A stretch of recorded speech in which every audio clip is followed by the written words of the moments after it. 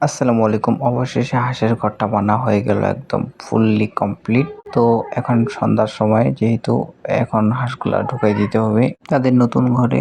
ইনশাআল্লাহ আলহামদুলিল্লাহ এই ঘরটাতে ওরা ভালোভাবে থাকতে পারবে। যেহেতু মাত্র ৩ টা চীনা হাঁস আর ঘরটা ৩ টা চীনা হাঁস তুলনায় অনেক বড়। তো ওরা আরকি থাকতে স্বাচ্ছন্দ্য বোধ করবে। আর এখানে শুধু রাত্রের বেলায় থাকা হবে। সারাদিন আরকি বাইরে খাবে আর রাত্রের বেলা সে সুন্দর করে এখানে থাকবে। তো যেহেতু প্রথম এইজন্য ধরে ঢুকাই দিতে লাগতেছিল। তার কারণ তো বুঝতেই পারতেছেন প্রথম আস্তে আস্তে অভ্যস্ত হয়ে গেলে আলহামদুলিল্লাহ নিজেরাই ঢুকবে, নিজেরাই বাইর হবে। আমি যদি বলি যে এই চীনা হাঁসটার ঘরের কোন দিক ভালো আর কোন দিক খারাপ, তো প্রথমে আরকি আমাদের ভালো দিকটা যদি রাখতে হয় তাহলে এখানে আরকি আগায় রাখবো। এখানে আরকি দুর্গন্ধ হওয়ার সম্ভাবনা খুবই কম। তার কারণ হচ্ছে অনেকটা যেহেতু নেট ফাঁকা রাখছি, তো এই জায়গা থেকে সব দুর্গন্ধ এবং বর্জ্য সবকিছু বাইর হয়ে যাবে ইনশাআল্লাহ। তো দুর্গন্ধ না হইলে তেমন কোনো হাঁসের সমস্যা হয় না বলে আমি মনে করি। হাঁস মুরগির ক্ষেত্রে মূল যে সমস্যাটা হয় সেটা হচ্ছে দুর্গন্ধের কারণে বিভিন্ন ধরনের ভাইরাসে